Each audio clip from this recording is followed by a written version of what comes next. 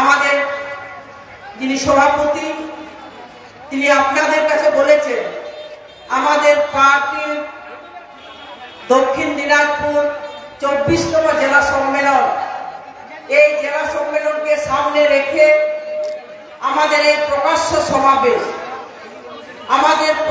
সমাবেশ যেমন এখানে হচ্ছে এবং আগামী দিন আমাদের পার্টি এবং গোটা জেলা এবং গোটা রাজ্যের আমাদের সমস্ত মানুষের কি অবস্থা, কি পরিবেশ, কি হবে সেইটা আমরা আমাদের সম্মেলনের মঞ্চে আমরা আলোচনা করব। আমরা সেখানে আমাদের বিগত দিনের যে কাজকর্ম আপনাদের সহযোগিতায় আমাদের পার্টি বিগত সম্মেলনে যে শপথ নিয়েছিলাম সেইগুলো আমরা কতটা করতে পেরেছি, মানুষের কাছে কতটা আমরা নিয়ে যেতে পেরেছি, কোথায় ঘাটতি, কোথায় আমাদের দুর্বলতা, সেখানে আমরা ভিতরে আমরা আলোচনা করব এবং আগামী দিন চলার পথ সেটা ঠিক করব। আপনাদের কাছে যেমন আপনারা আমাদের বাইরে এই যে সমাবেশকে সফল করার জন্য এখানে উপস্থিত হয়েছেন, আগামী দিনেও আপনাদের সঙ্গে আমরা পেতে চাই। এই কারণে আমরা 2011 সালে, আমি রাজ্যের কথায় আসছি, 2011 সালে আমাদের সরকার পরিবর্তন হয়েছে, মানে সরকার এসছে। সেই সরকার কি বলেছিল, কমরেড নন্দ দাস সভাপতি বলেছে আমাদের 13 বছর হতে যাচ্ছে, 13 বছর হুইউ লাগি দাও কানা, আমাদের ফুটিয়ে হিসাব করতে হবে, আবো হিসেব হুইউ পাবো না। আমরা 34 বছর বামফ্রন্টে কি পেয়েছিলাম আর কি হারাচ্ছি সেইটা আমাদের বুঝে নিতে হবে। আবো বাড়াই হুইউ পাবো না, আবো নিয়ে হুইউ পাবো না, কি কি পরিকল্পনা ছিল মানুষকে সঙ্গে নিয়ে এবং এগিয়ে নেওয়ার জন্য, তখনকার এবং এখনকার তফাৎটা কি সেইটা আমাদের বুঝতে হবে। ওনা বাড়াই হুইউ পাবো না, আমাদেরকে দেখতে হবে। আমাদের তো প্রথম সমস্যা আমাদের যে জন্মগত অধিকার শিক্ষা, সেই শিক্ষা থেকে আমাদেরকে বঞ্চিত করছে। আপনারা সেটা আমরা কিছু বলবো না। আমাদের ছেলে মেয়েদের কি অপরাধ করেছে, ওরা তো আবহাওয়াকে তো অপরাধ, সেই জন্মগত অধিকার থেকে আমাদেরকে বঞ্চিত করছে। আবার শিক্ষিত বেকার শিক্ষিত রেখো उनको अच्छे अपराधीना तकवा मिट्टी धारावाहिक सरकार उनिया भावना बनू तया जे जे जा যোগ্যতা অনুযায়ী তাদের কাজ দিতে হবে, উनको कमी माको हुआ चार যে মন যোগ্যতা। আমরা যারা মাটি কাটি যাহায়া ভাষা মত কামিয়া উनको लेकिन হাসা আমাদের গর্ব হয়। আমরা হয়তো তৃণমূল যারা বন্ধুরা, বিজেপি বন্ধুরা যারা শুনছেন তারা হয়তো বলবেন 34 বছরের কথাটা তারা টেনে নিয়ে আসে, 100 বার 1000 বার নিয়ে আসবে, বলে আগুইয়া। আমরা তো দেখিয়েছিলাম, আপনারা তো এক সময় নির্বাচিত করেছিলেন, আমাদের রাজ্য থেকে 100টা এমপি, সেখানে আমাদের কর্মসূচি কি ছিল আমাদের সেটা ভাবতে হবে না, বুঝিয়ে পাবো না। আমরা তো কখনো বলিনি যে আমাদের মন্ত্রী দিতে হবে, আমরা কেন্দ্রীয় মন্ত্রী হব, কখনো ভাবনা করেছিলাম? আমরা বলেছিলাম ন্যূনতম কর্মসূচি মানুষের জন্য, সেটা করলে আমরা সমর্থন করবো। আলে করে সমর্থন পিয়া ওরা হতে থেকে তো 100 দিনের কাজ, এরা বলে 100 দিনের কাজ, 100 দিনের কাজ।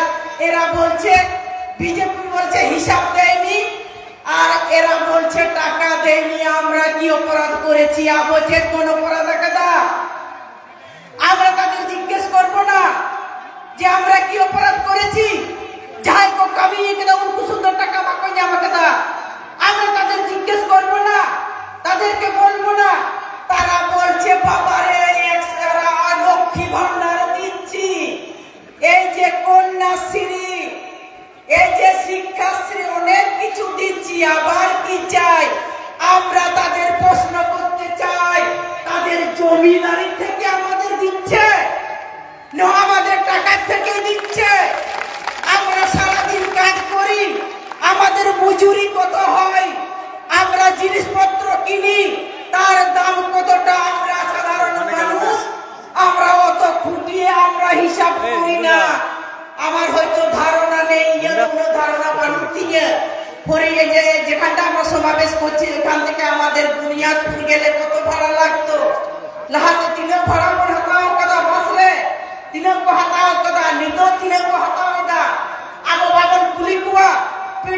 ডিজেল আর অন্য অন্য যে জিনিসগুলো আছে সেইগুলো যাহাই দাঁড়ান বোন হাতাও দাও না আর কমেনে দা আর আবহাওয়া লই যাবে না বাবা, আমরা তো ভালোই আছি। এখন মেয়েরা 1000 টাকা পাচ্ছি, খুবই ভালো, কিন্তু 1000 টাকা আমাদের কোনো অসুবিধা নাই।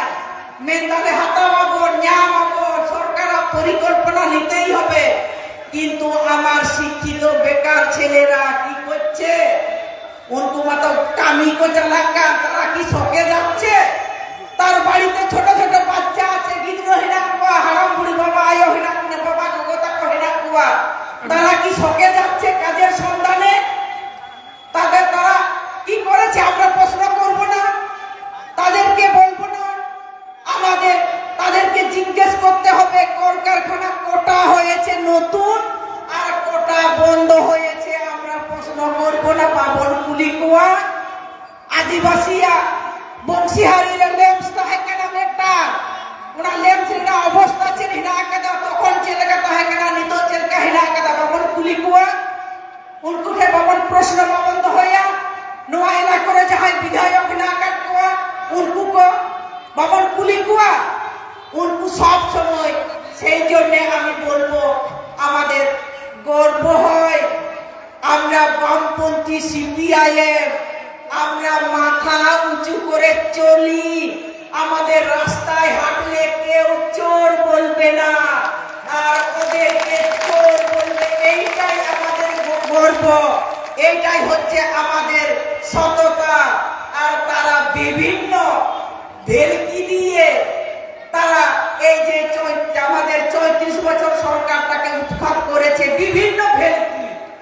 ভেলকি মানে কি আপনাদের বলি, আমাদের তো জঙ্গল এলাকায় বাঁকুড়া পুরুলিয়া ঝাড়গ্রাম কিছুটা ওই আমাদের পশ্চিম বর্ধমান সেই দিকটা, তারা তো অনেকবার আমাদের মাননীয় মুখ্যমন্ত্রী চেষ্টা করেছিলেন যে বামফ্রন্ট সরকারকে কিভাবে তাড়ানো যায়, তাকে খেদড়াতে গেলে তাকে অন্যভাবে করতে হবে।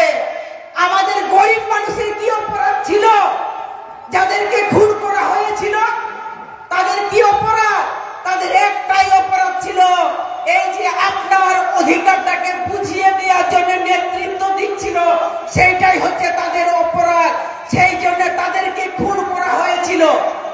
আমাদের মাননীয় মুখ্যমন্ত্রী যিনি প্রাক্তন আমাদের শ্রদ্ধেয় কমরেড বুদ্ধদেব ভট্টাচার্য যিনি ছিলেন, উনি বলতেন নাই যে আমাদের কৃষি হচ্ছে ভিত এবং শিল্প হচ্ছে ভবিষ্যৎ। সেটার জন্য উনি অনেক চেষ্টা করেছিলেন, আর এরা বলেছিল এদেরকে কিভাবে তাড়ানো যায়, তাদেরকে খুন করো, সেই জন্য সেই সব করেছিল। আজকে এসে আমাদের মানুষকে তারা টুপি পরাচ্ছে এই কারণে। আমরা তো সবাই, নন্দদা বলেছেন, আমরা তো সবাই এইখানে আছি, যারা এসছি সবাই তো আমরা মানুষ। আমরা কেউ হয়তো ফর্সা, কেউ হয়তো কালো, কেউ হয়তো উঁচু, কেউ হয়তো বেটে, কিন্তু সবাই তো আমরা মানুষ। আমি সাঁওতাল, মীনাক্ষী হচ্ছে মুখার্জি, মীনাক্ষীরও যা দরকার আমারও তাই দরকার।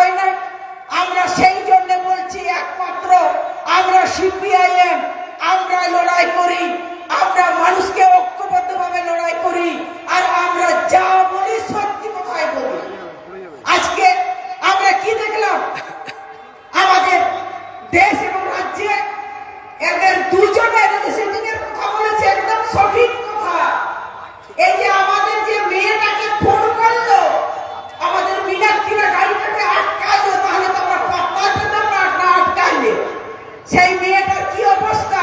আজকে তো আমরা মা বাবারা ভাবছি, আমার চিন্তা ভাবনাই না যে আমার মেয়েটা স্কুলে গিয়ে ঠিকঠাক আসবে কিনা। কিসের জন্য? কেন? একটা নির্বাচিত সরকার সে দায়িত্ব নেবে না?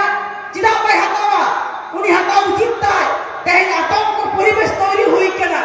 আর সব থেকে বেশি নষ্ট করেছে আমাদের যে গণতান্ত্রিক অধিকার, যাহা হিনাক্তাপনা অনাহক নষ্ট কথা। আমাদের যারা স্বপ্ন দেখেছিলেন, আবার যাহা সিধু কানু, বিরসা মুন্ডা, আরো অন্য অন্য যারা ছিলেন, লড়াই করেছিলেন, ইংরেজকে তাড়িয়েছিলেন, কিসের জন্য? তারা ভেবেছিলেন আমাদের যে আমার প্রজন্ম যাতে ভালো থাকুক, সেই জন্য তাড়িয়েছিলেন। মহিলাদের জন্য, মহিলাদের উপরে অত্যাচার, আমাদের সবার উপরে অত্যাচার, সেটা হচ্ছিল। আজকে দেখবেন প্রত্যেক দিন মেয়েরা অত্যাচার হচ্ছে। কেন হবে? তার প্রতিবাদ করব না? প্রতিবাদ করলে আমাদের কায়দা করছে, বলছে জেলে ঢুকিয়ে দাও। আমরা তো ভয় করবো না, তো মীনাক্ষীরা জেল খেটেছে, আরো খাটতে দরকার হলে জনগণের জন্য খাটতে হবে। আর মুকুচে কুচকেই দা মেনে দা কালে তো ভাগিলে কামিয়ে দা। আর যদি ন মিটিং মিছিল হিজুয়া তো হড়কে বাধায়, কিসের জন্য? কেন? আজকে তাদেরকে উৎখাত করতে হবে। সেই জন্য আমাদের এই 24তম যে জেলা সম্মেলন, আপনারা যারা উপস্থিত হয়েছেন, আপনারা কখনো ভয় করবেন না। নিজের অধিকারটাকে প্রতিষ্ঠা করার জন্য এই লাল ঝান্ডা সামনের সারিতে থাকবে, তারা লড়াই করবে, এগিয়ে যাবে। কিন্তু আপনাদের সহযোগিতা চাই, আপনারা নিশ্চয় সহযোগিতা করবেন। আগামী দিনে আমাদের যে কাজগুলো এখনো আমাদের বাকি আছে, আমাদের এই যে ঘর আমরা পাই না, আমাদের পাট্টা পাই না, আমাদের অনেক কিছু বাকি আছে, সেইগুলোকে আমাদের সব আমাদেরকে পেতে হবে। তাহলে আমাদের এই যে তার মধ্যে আমাদের এই যে আদিবাসীদের মসজিদ, স্কুল, হোস্টেল, আমাদের সবগুলোকে বন্ধ করে দিয়েছে।